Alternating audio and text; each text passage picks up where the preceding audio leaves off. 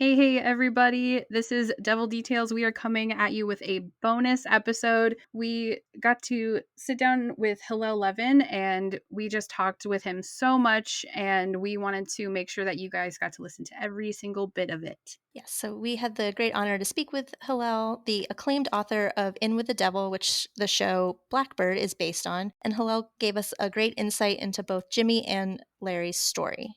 And not only that, but he talked to us a lot about some of his other works. He co-wrote a book with Robert Cooley called When Corruption Was King. And he also wrote a book about John DeLorean called Grand Delusions, the cosmic career of John DeLorean. So we talk a bit about both of those. It's a really great interview. I hope you guys really enjoy it. It was a lot of fun to talk to him. Yeah, it was such a great honor to have him on our show. We are still in disbelief that we got to talk to him. It was a really big deal for us. So, first of all, thank you to Hillel Levin for doing that for us. And yeah, we hope you guys enjoy the full interview.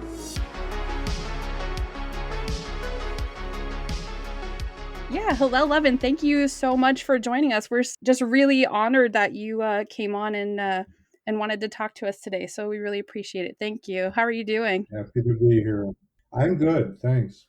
Yes, thank you so much for joining us. We both have read the book In with the Devil and really enjoyed it. We read it last year, and I kind of have skimmed through it since then, but it's okay. It's more than what a lot of screenwriters do. When they get the rights to your book, we actually had a screenwriter on this project who never read the book. Really? On this one? On this book? Interesting. Yeah, well, I wonder why it didn't work out for them then. Yeah. Well, I enjoyed the book. I liked it. And so it makes me even more excited to watch the show now, knowing what the book was about. Good to hear. Yeah.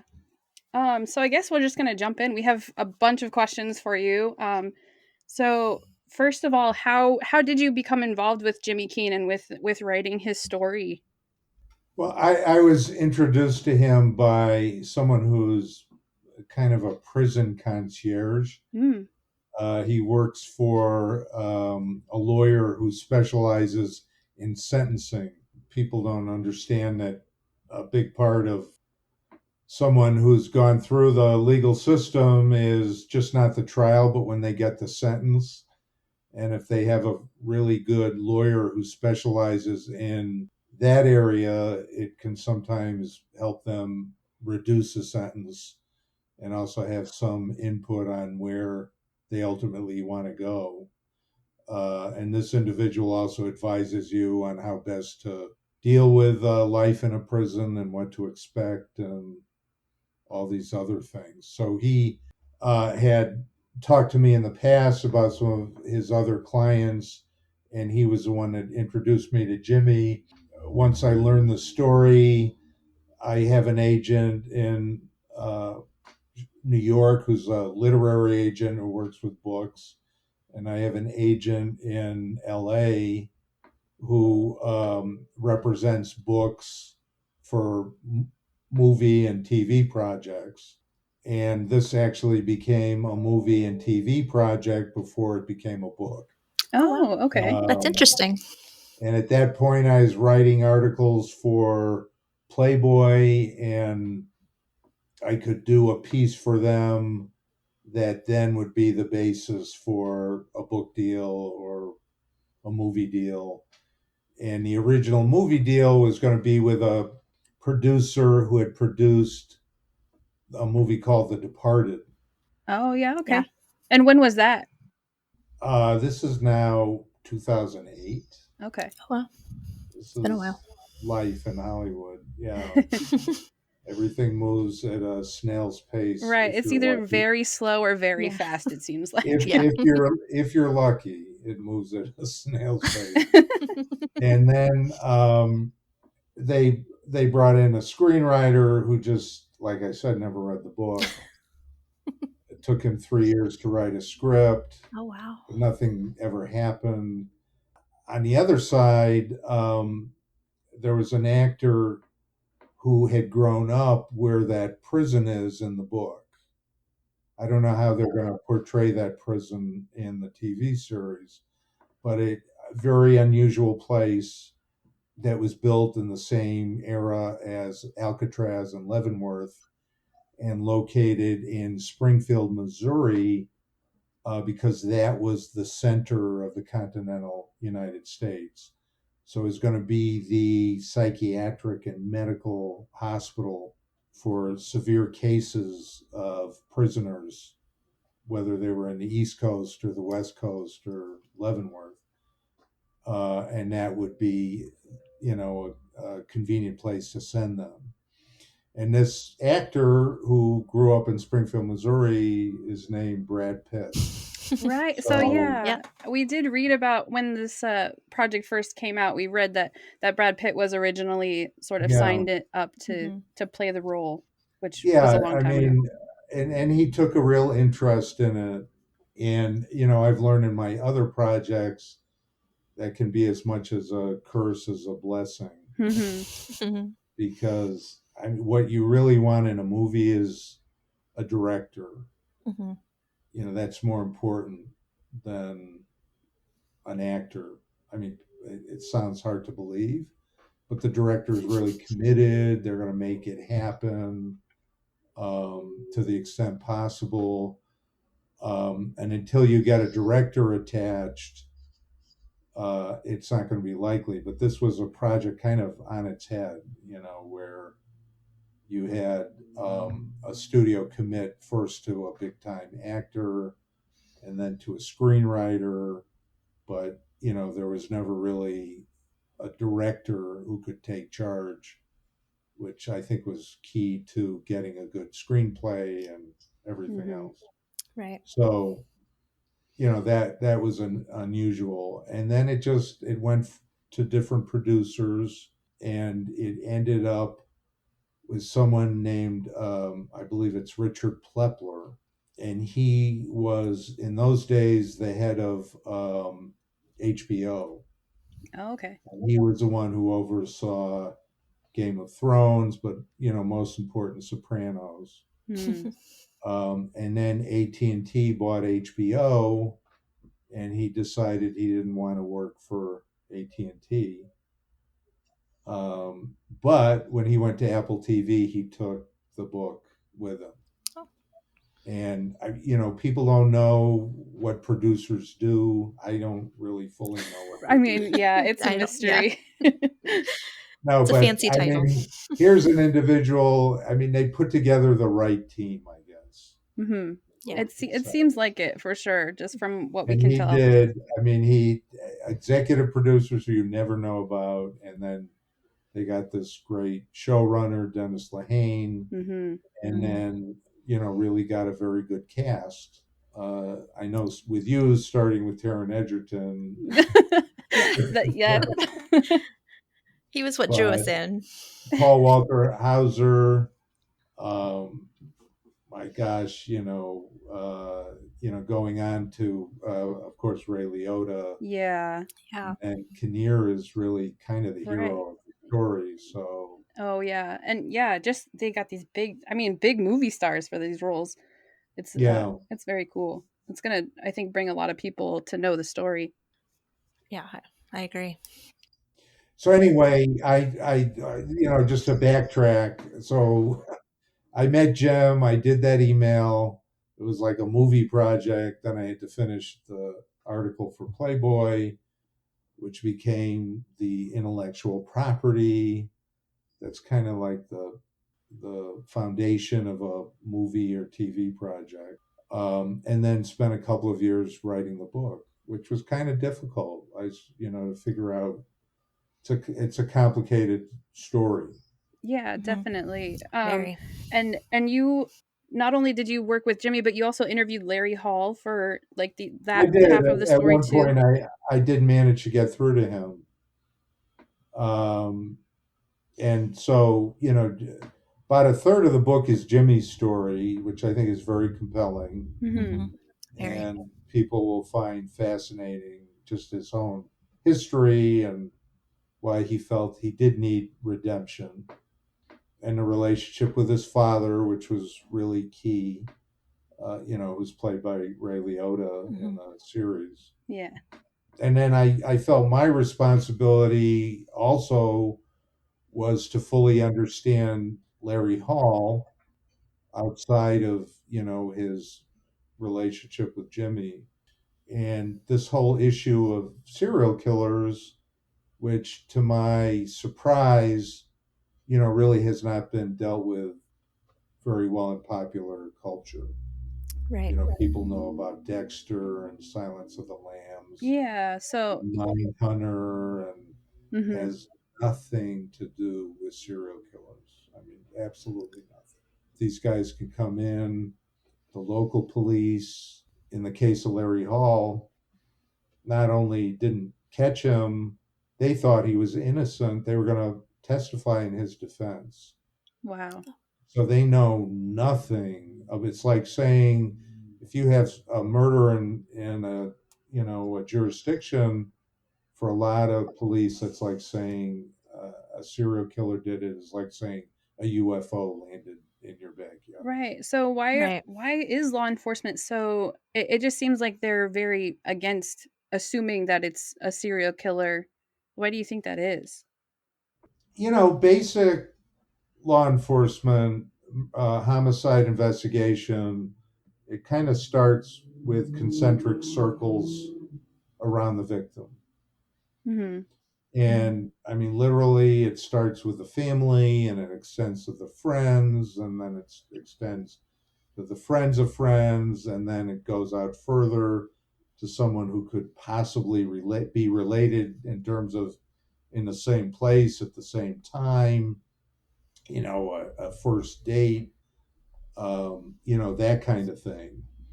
So their discipline is really focused on finding that individual related to the victim. And then very often they just develop what they call tunnel vision, Mhm. which is laser focused on, you know, this was the bad boyfriend. Everybody hates him. Parents don't like him. Maybe he's got some kind of dicey personality. In the case of one of Larry's victims, there was someone who was in the same vicinity as the victim, the night she was abducted and killed. And he was a muscular black guy. He was a thief. Nothing in his background, however, said that he was ever guilty of sexual assault or murder or anything. But the police in that town really did not like him. And he was a pretty convenient, and he had a girlfriend who was working in the cafeteria where the victim was a college student was working. And it was that confluence of things. And that night he had stolen some copper. And so you had a few phone calls and that happened to converge. And as far as the police were concerned, that all kind of incriminated him. And Mhm. ultimately, he probably received a much stiffer sentence. And the judge, when he sentenced him, said, "We all know what you really did." Because at that point, they never had any real evidence against him for abducting and killing that girl. But the implication from the judge is, we all know what you did. They can only And you charge got a him. real Yeah. like 12-year sentence for stealing a lot of copper pipes. Wow. But that's typical. I mean, if you research other serial killers, almost invariably some innocent person has been accused of the crime. And in some celebrated cases, like one here in Illinois, those people who were landscapers in the vicinity of where the young girl died were on death row and really close to execution.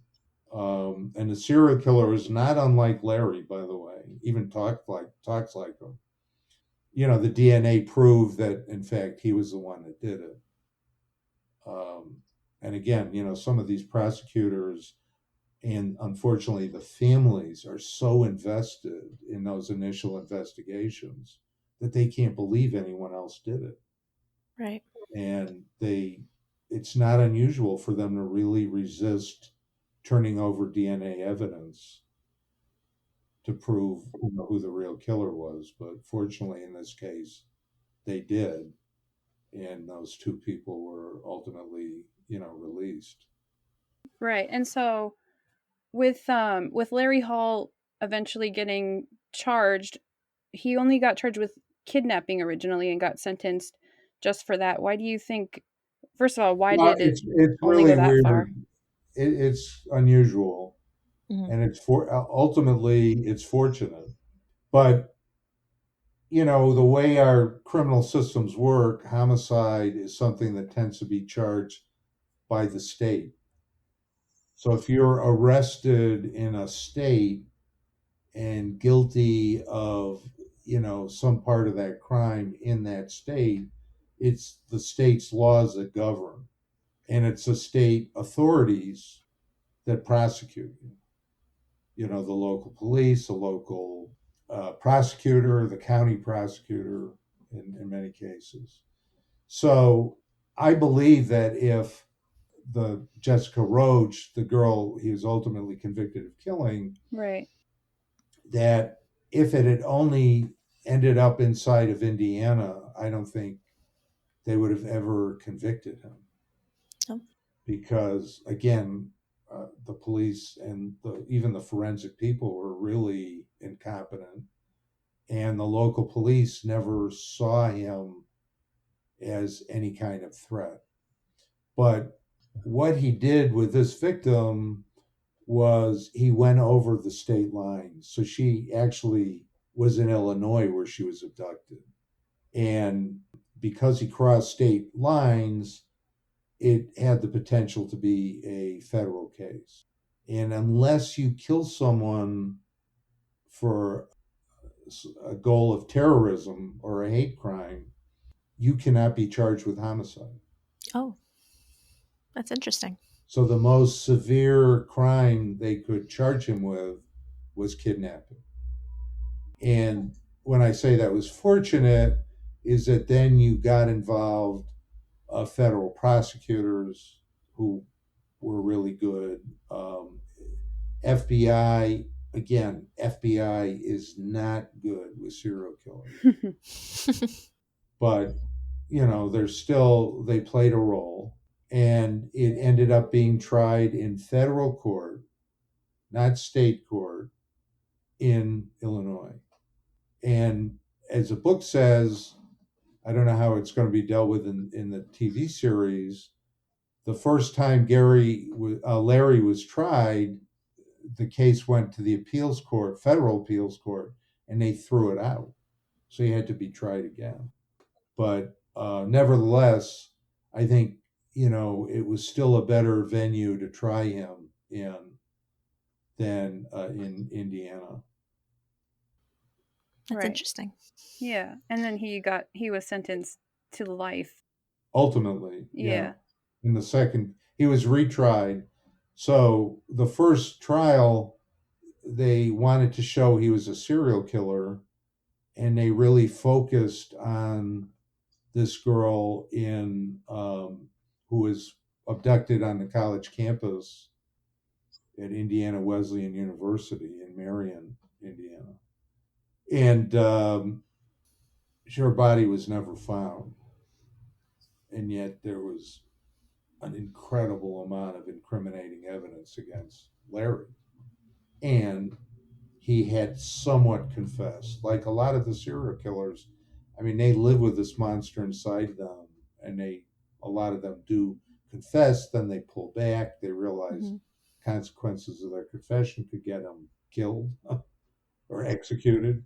But nevertheless, he said enough that really was unknown to anybody but the killer that could have got him executed with that second case. So the first trial tried to show both Jessica Roach in Illinois and this young woman, Reitler, in Indiana.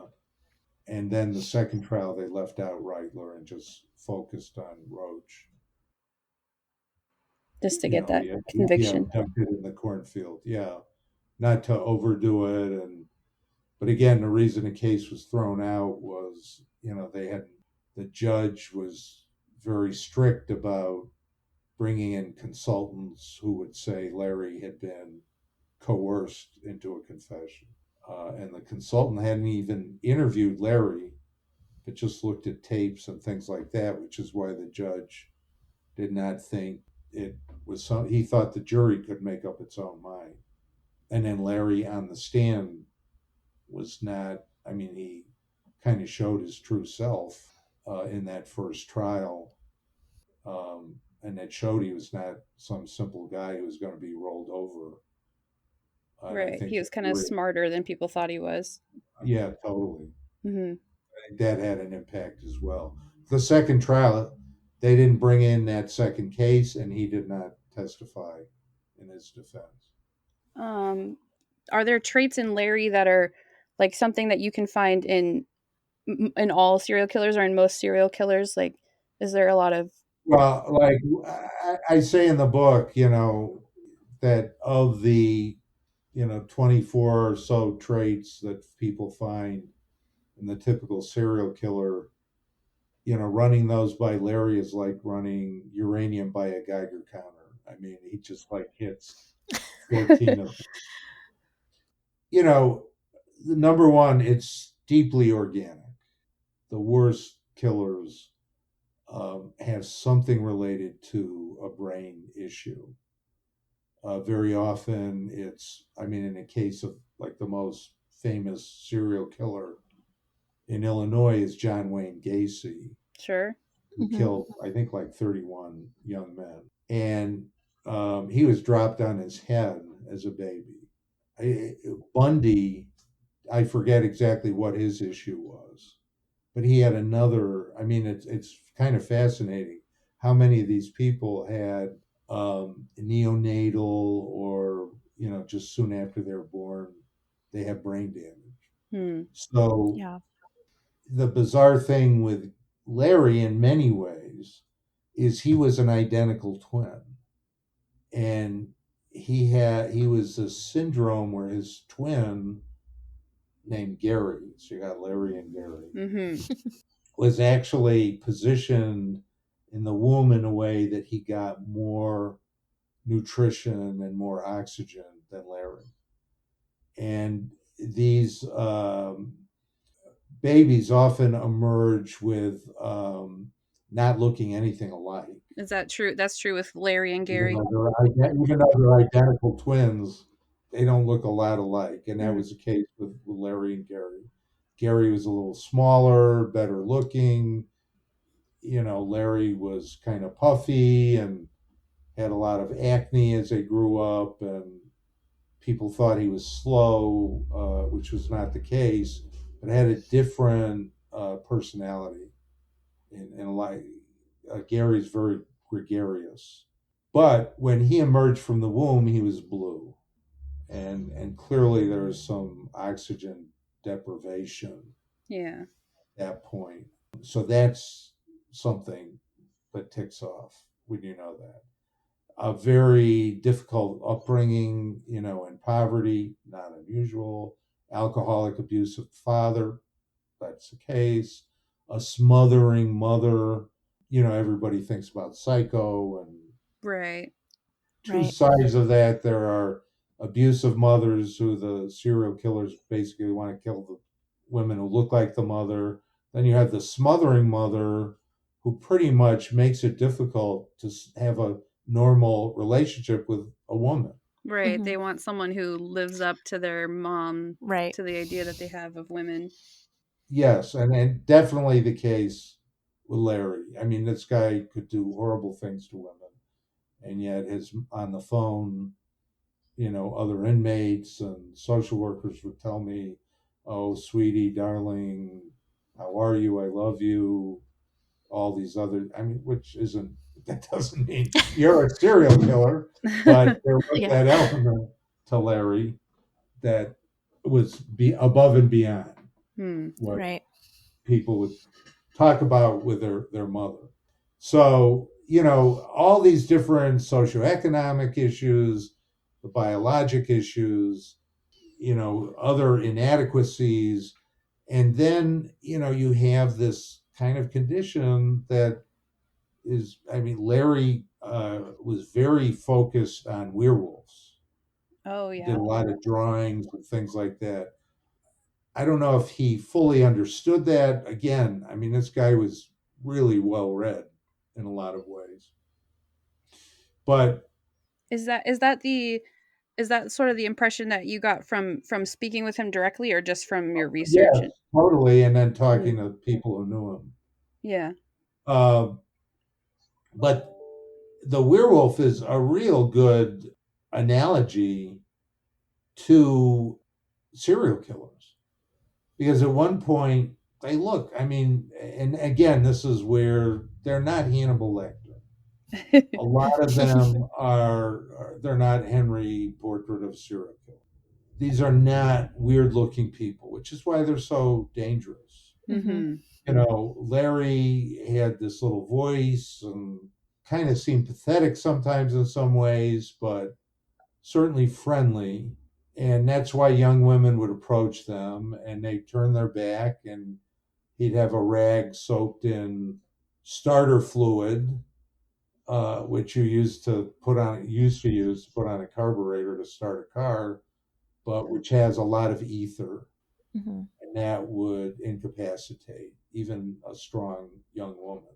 And that's how this one guy could take over. Now, he was not a weakling either. He had a certain amount of strength about him, as some people discovered. But nevertheless, the appearance was very meek and mild. And that is not unusual. But then, like the werewolf, the other side comes out, and it is ferocious, it has no empathy, and can do horrible things. And if you look into the whole ideology of werewolves, they really think these go back to the Middle Ages, where you had these noblemen who would start doing things like, killing all the kids in their village, and being able to get away with it. And, just, horrible mass murder that they did because they could get away with it. And a lot of the stories, the original werewolf stories, kind of spring from that history. That is another element of some of these most dangerous serial killers. And the other thing really interesting about Larry is, despite his shyness, his awkwardness, his issues with women, a lot of these guys adopt this mask of what they see as being normal in society. So in the case of John Wayne Gacy, he had a little private construction business, but he's also involved in politics, and he was known in his community as a Pogo the Clown. And he'd, dress up as a clown and do benefits. And, Bundy would get involved in party politics, and, believe it or not, like anti-rape groups and the colleges he was in. And again, some of it, this behavior helps them find potential victims. So it's not all just, out of the pureness of their heart. Right. But it's also this desire to be a part of society in a way that is still really artificial. So these people just don't know how to connect. And in the case of Larry, he got deeply into Civil War reenactment. And to the extent where at one point he wanted to look like someone named General Burnham, who was famous for General Burnside was famous for his elaborate mustache. Yeah, and right. That famous facial sideburns. hair. And then he grew that, to have Burnsides, and then ultimately realized that the real general was like a lot taller. Oh. world. That's not good enough. You're too short. Don't even try. But he kept those mutton chop sideburns and Right. mustache, which, by the way, made him really recognizable. Right. I Yeah. mean, it's like, man, this guy would want to blend in with the woodwork. So it's kind of hard to, make these things fit together. And yet they really are part of one person who really feels he's not fitting in with society and does these more elaborate, ostentatious things that can call attention to himself. Do you think that contributed to why Larry and Jimmy sort of were able to connect? Was that sort of a Well, I think similarity? it was very difficult for Jimmy to figure out how to connect with him because he was so different. Mm-hmm. This was not a guy into sports. This was not a guy, Larry had a lot of interests that had nothing to do with Jimmy Keene's interests. Yeah. In addition to the Civil War reenactment, he would also collect, Native American memorabilia, and he and his brother believed that they were part Miami Indian. Okay. I don't think it's true. I certainly spent a lot of time trying to see if that was true. But in Indiana, of course, Right. like so much of our area in the Midwest and the United States, we've Yeah, got that seems like a very Mhm. American, like, Native American names all around us. Right. yeah. But, in most states, people really don't identify with Indians at all and hardly even know what the names relate to. But believe it or not, in Indiana, especially where they grew up, there was kind of a cool mystic thing about it.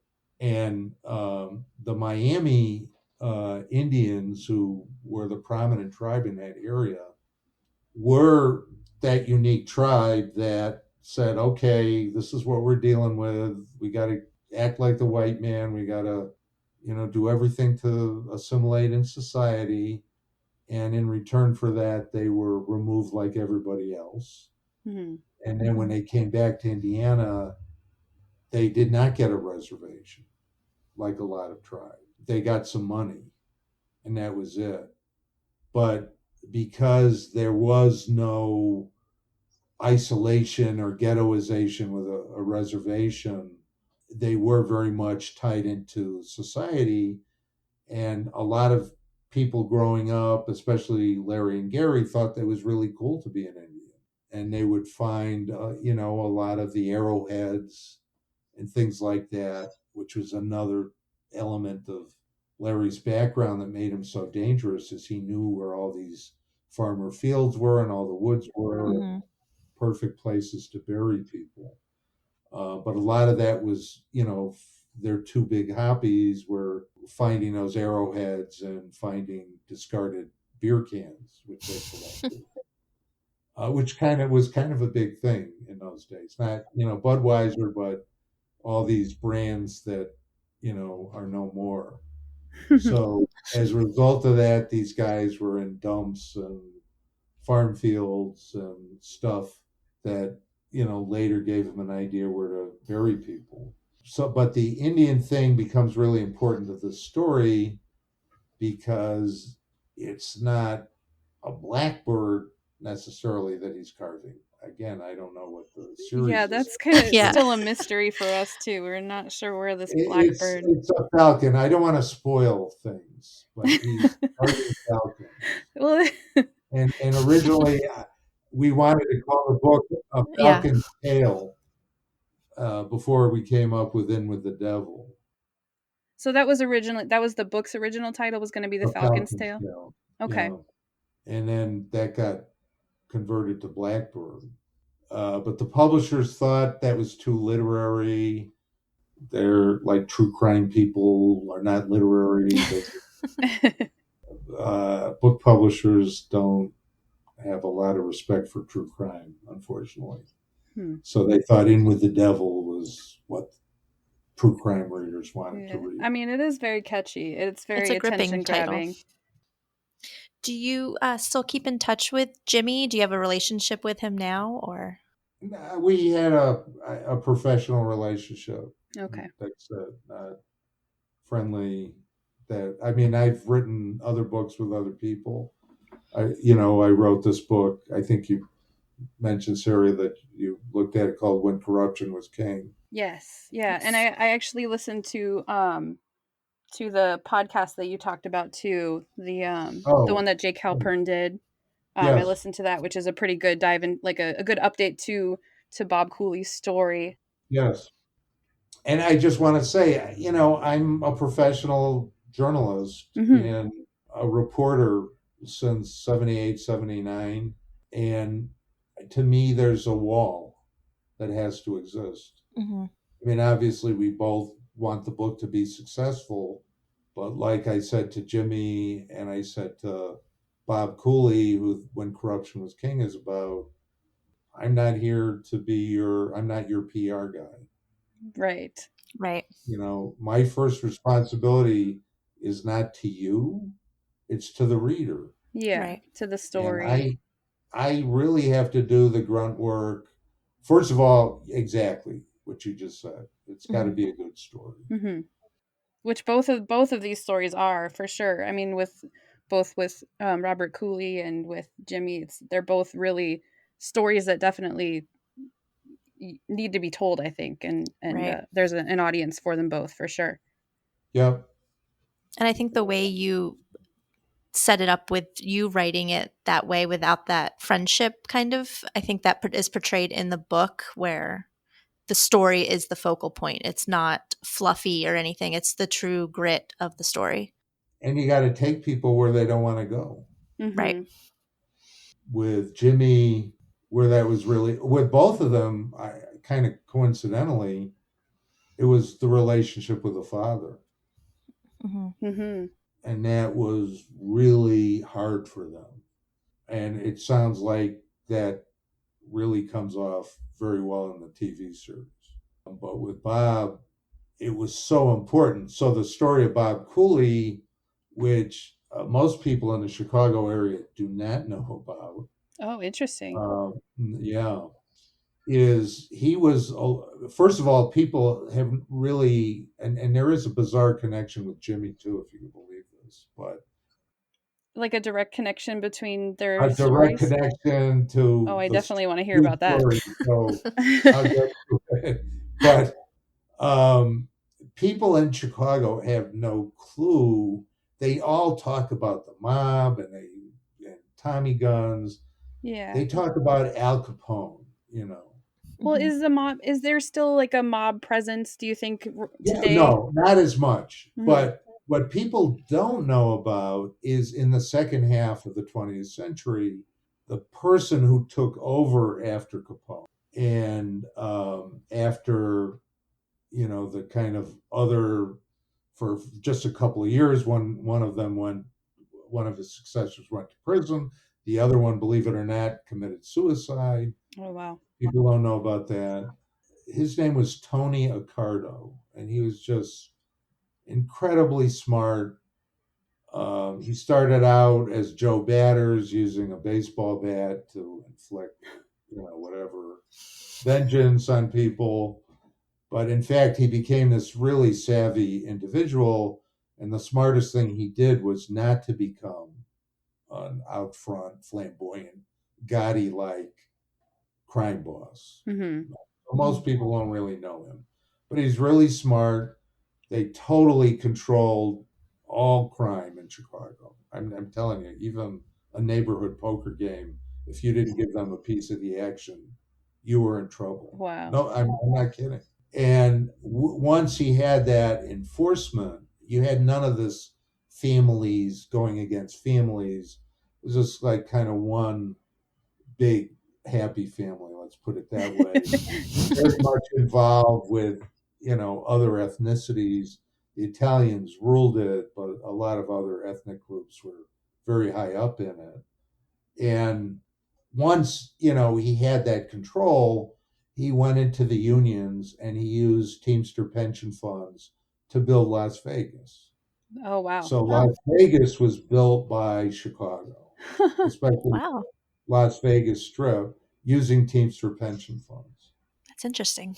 But a key to their strength here in the city was they controlled, in the city of Chicago, the Democratic Party in a suburb called Cicero, which people associate with Capone. It was the Republican Party. I mean, obviously, ideology did not matter to them, but they wanted the power to appoint judges.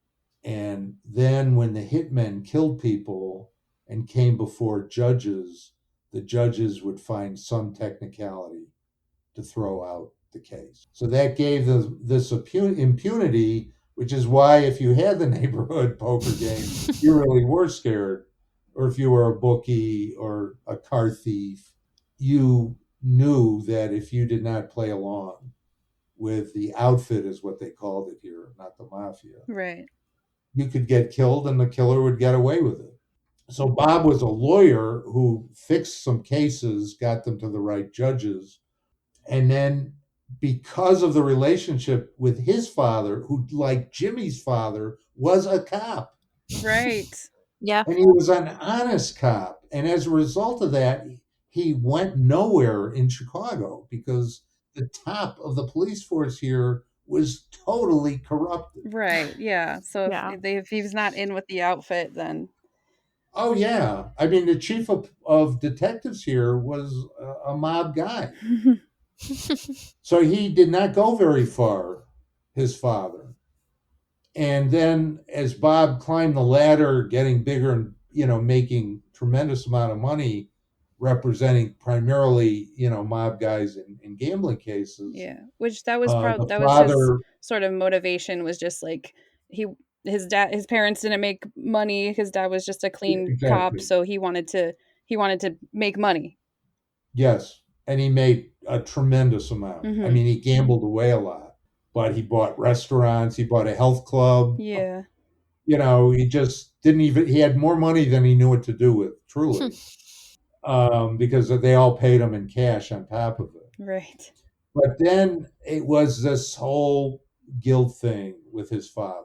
And he had some, run-ins with them, but ultimately they wanted him to fix a case involving a policewoman who was beaten up. And he just did not want to fix it. He was, I'll take this guy, I'll get him acquitted, I'm not going to fix it. But they forced him to fix it. And at that point, he was so disgusted, he decided to wear a wire. He flipped. And he made these, ultimately, there were about 7 federal cases.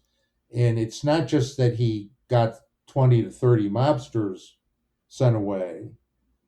But it was like police officers and people involved in the law that were also Assistant minority leader of the state senate. Yeah, wow. The longest serving alderman. The only judge ever convicted at that point of fixing murder cases. Wow. Yeah. So it was that judge. And once and look, these guys, the mob guys, are not stupid. And once the hitmen knew, the judges are not going to throw out the cases, there wasn't another hit for decades after Bob's cases, which they called Gambit. But, the legal establishment hated him for doing this. And that's why, what he did, which was with tremendous courage. And then he refused to do witness protection. Right. But he's still kind of on the run, sort of. He's still on the run. Yeah. I mean, this guy gave up a life of total luxury in return for this. I keep saying it's like the Catholic story because, I mean, he's gone through the 12 stations of the cross, and he grew up in this real Catholic. I mean, he's got a brother who's a priest, but he really suffered for doing the right thing. So it's an unusual case in that way.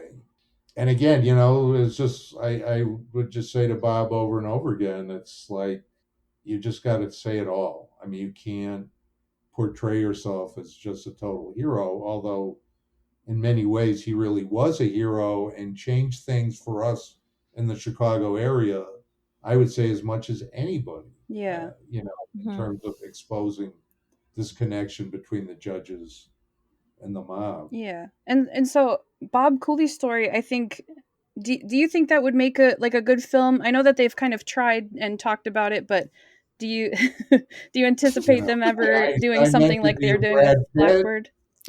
Okay, Mark Wahlberg. He's another guy, that so he's you interested don't in want this. your project associated with Mark Wahlberg. Because Mark Wahlberg has 100 projects. Sure. Yeah. So he's sort of Bob Cooley's Brad Pitt. They really don't care, that something is sitting there. I think it would be a great TV series. Yeah. But there was a point where there was the man who ran production for Paramount, loved the book, and nobody was good enough for it. They brought in all these big directors. They rewrote the script several times. And every time they do that, there are hundreds of thousands of dollars. Of course. You ultimately, if Bob and I ever wanted to get the book back, we would have to pay to do it. So they just bury it.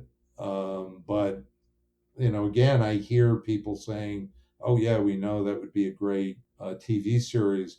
For me, what was so unusual and so good about that story was what got Bob into the mob's clutches and had them in return, make him their lawyer, was he fixed a case involving their biggest and worst hitman.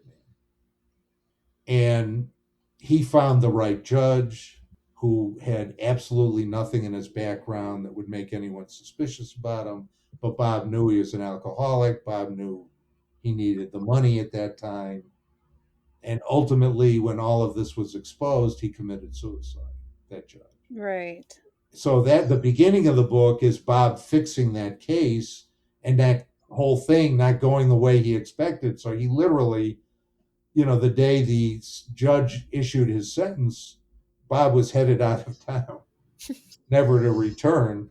And then when that judge basically acquitted the killer, he turned right around and came back. Bob turned around, and now he was riding high for a few years. Yeah. But at the end, his desire was always to go back and fix that. And you know what double jeopardy is? Which goes back to English case law, that no man can be tried for the same crime twice. Yeah. Right. And have that hanging over his head. But by sheer luck, this ended up with this incredibly sharp judge here. And a lot of the judges here are not sharp. But this guy was. And he wrote this incredible decision saying, where he dug into all the English common law and said, no, the whole issue of jeopardy is that you have this anxiety in your head saying, I can't go through this again. You can't let someone go, get tried twice. But with this hitman, he had none of that anxiety because he knew the case was fixed. Right.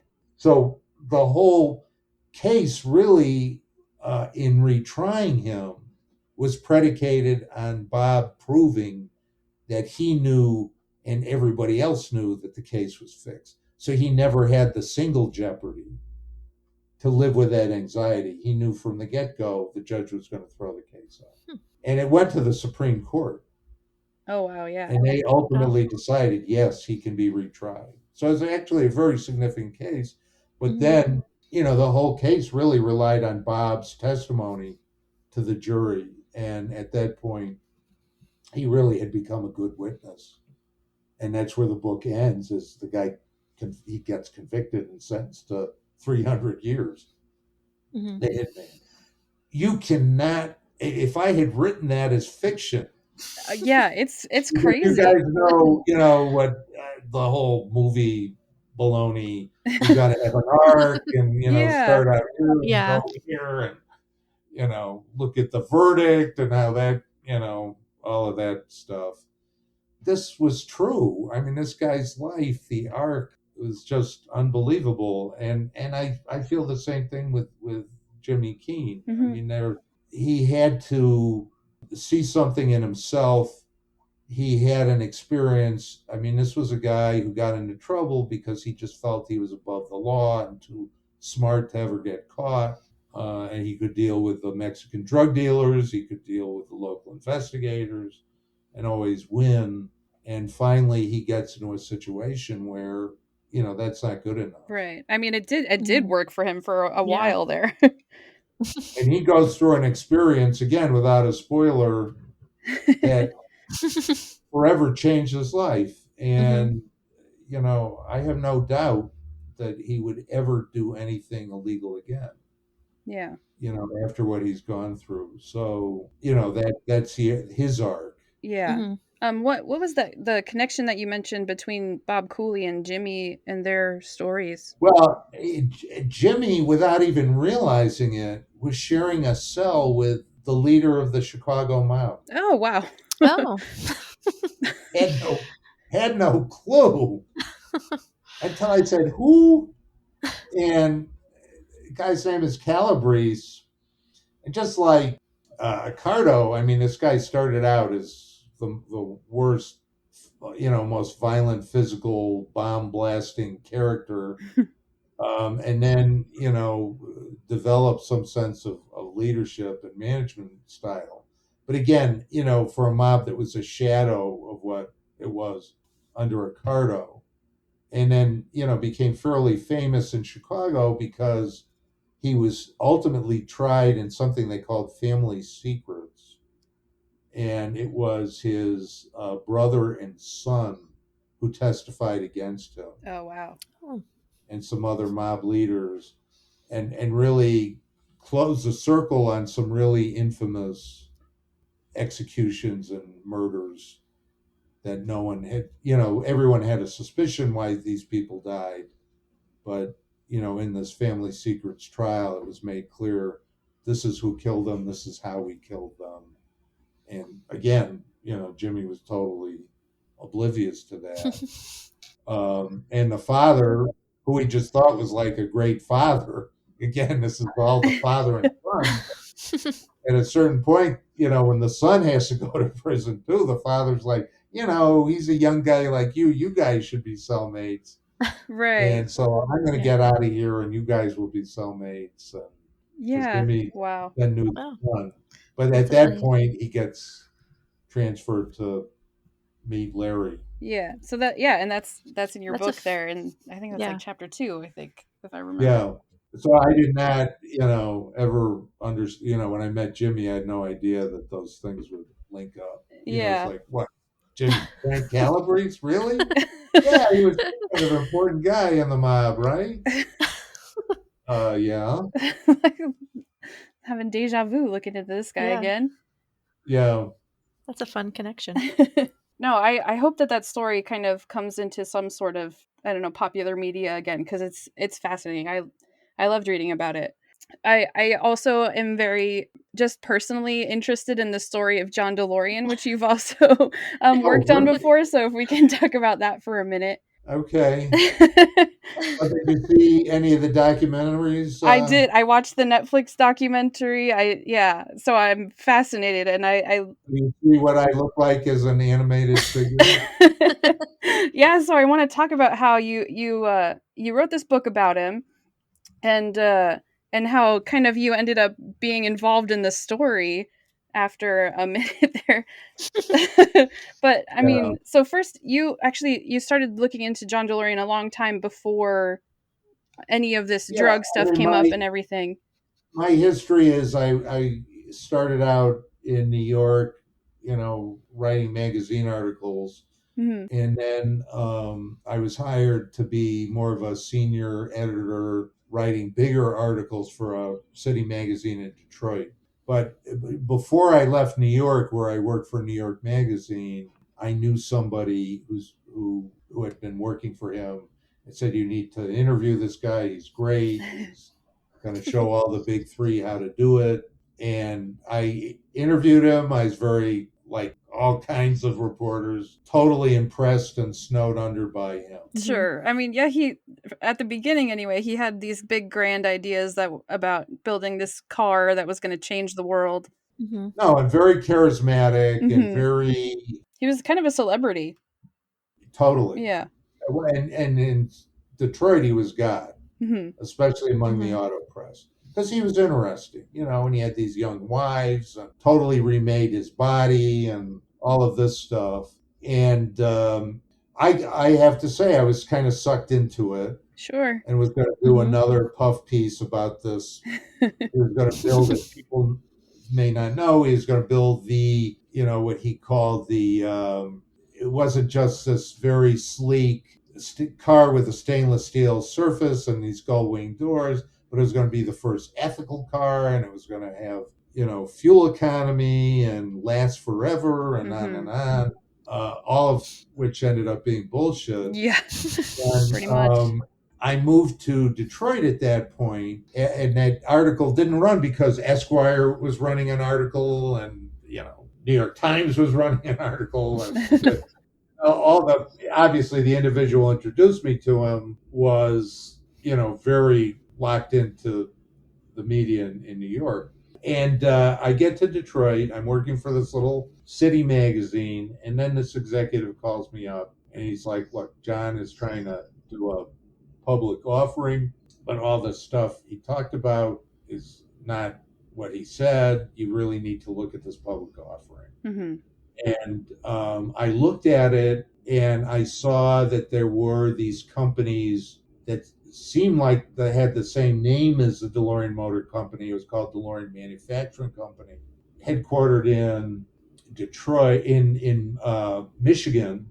And I could go and get these papers, unlike Delaware, that actually had financials. And just to cut to the chase, there were these 3 stories about him getting into these other businesses where he did things that were not just unethical, but totally illegal, but really stupid. I mean, where this guy was handed the best aftermarket auto invention of all time that should have made him a super fortune.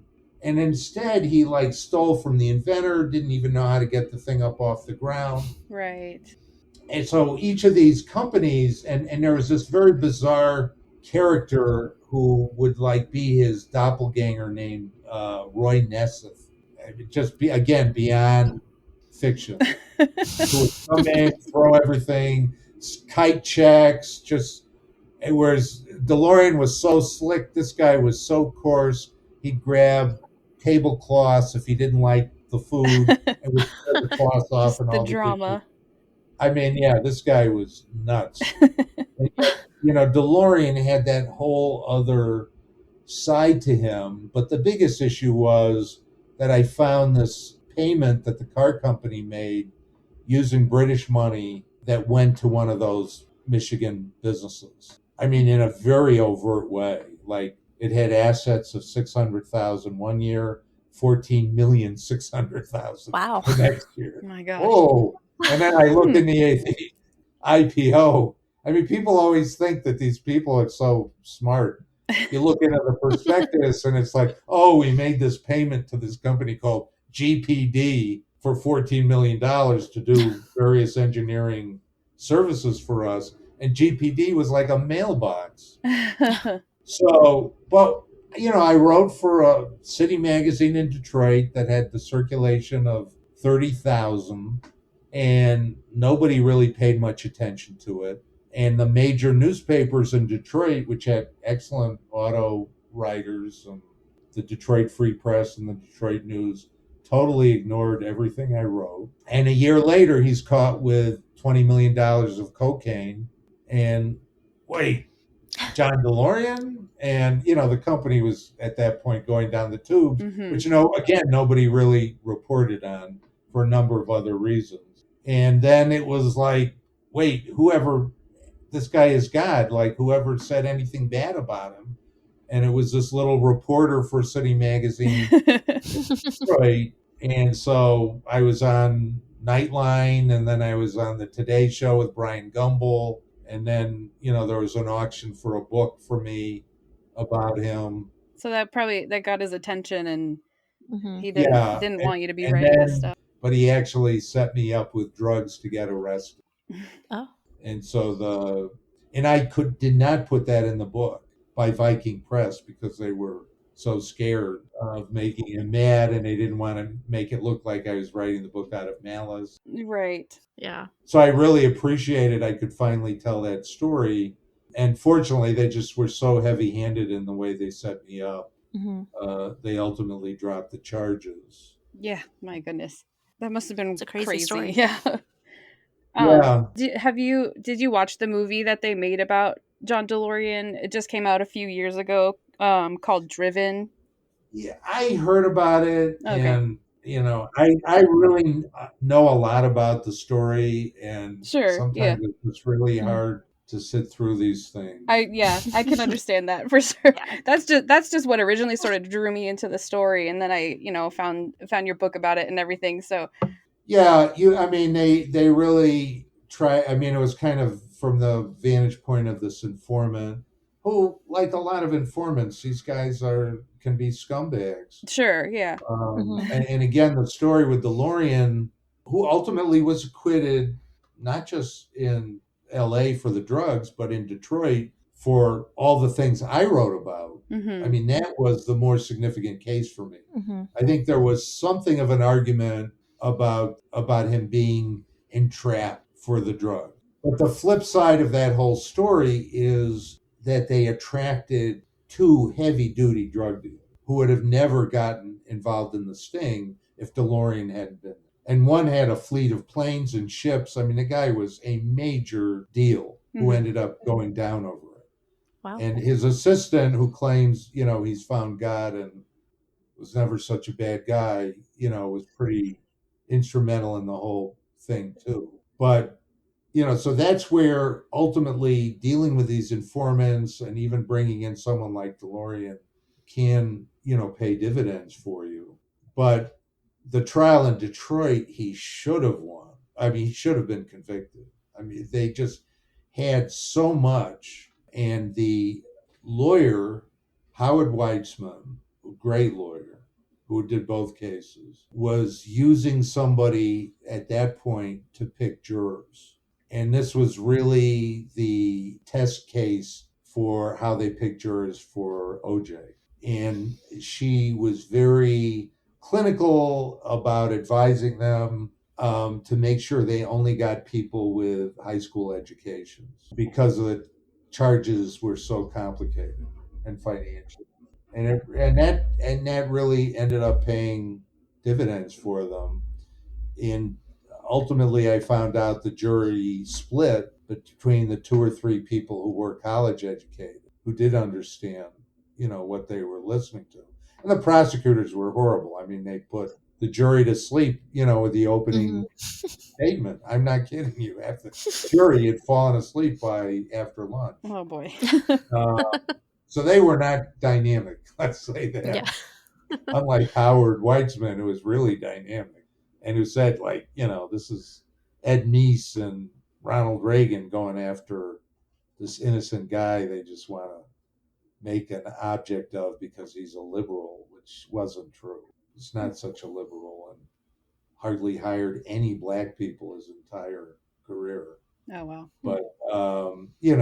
But that's the jury he was playing to. And then the judge made such a complicated case in his instruction that even the college educated people didn't understand it and thought they had to vote with the majority on the jury. I mean, that's how confused they were. And the prosecutor at the end of the trial could have pulled the jury to say, okay, now everybody stand up and say guilty or not guilty. And if those college educated people had been polled, the three of them would have said, we think he's guilty and we're not happy that we have to vote with majority. But the prosecutor was so blown away by the verdict that he never bothered to poll the jury. Oh. So that didn't come out until... So there's a lot about DeLorean that he was really lucky with. Yeah, sounds like... But at the end of the day, his lawyers, because he would never pay his lawyers, sued him and got everything that he owned, including the rights to his name. So at the end of his life, he didn't even own the rights to the DeLorean car in the movies and Back to the Future. Yeah. So he didn't die all that happy. That was the justice, but he certainly should have gone to prison. Right. We've been talking for a little while, so I don't want to take up too much more of your time, but just so I know that you said you don't like sitting through things like that, but are you planning on watching Blackbird at all, or are you looking forward to? Yeah, I'll watch it at some point, for sure. Okay. All right. Sounds good. Yeah, thank you so much. Is there anything else that you want to say, or is there any like future projects that you're working on that you can talk about at all, or is there? Well, not much, but it's I've dealt with some cases that have been where people have been wrongfully convicted, but I have come across a case again in Indiana that's the worst I've ever seen.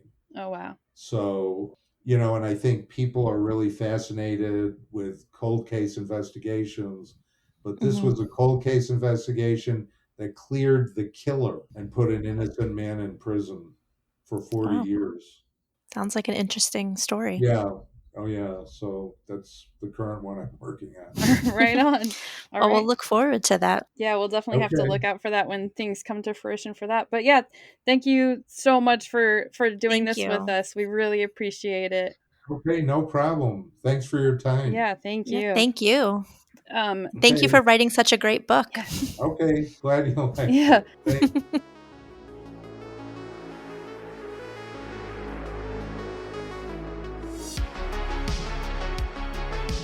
Thank you, Hillel, for speaking with us. We hope everyone enjoyed listening to Hillel's insights on these stories. Yeah, it was really great to talk to him. For more of Hillel Levin's work, obviously, if you haven't already, we recommend you read In with the Devil, which he co-wrote with James Keene, and that has been adapted into the Apple TV Plus series Blackbird. And for more of his books, check our show notes. We've linked to his other books that are mentioned in the interview. And yeah, that's it for us this time. Thank you guys. We'll talk to you next time. Bye. Bye.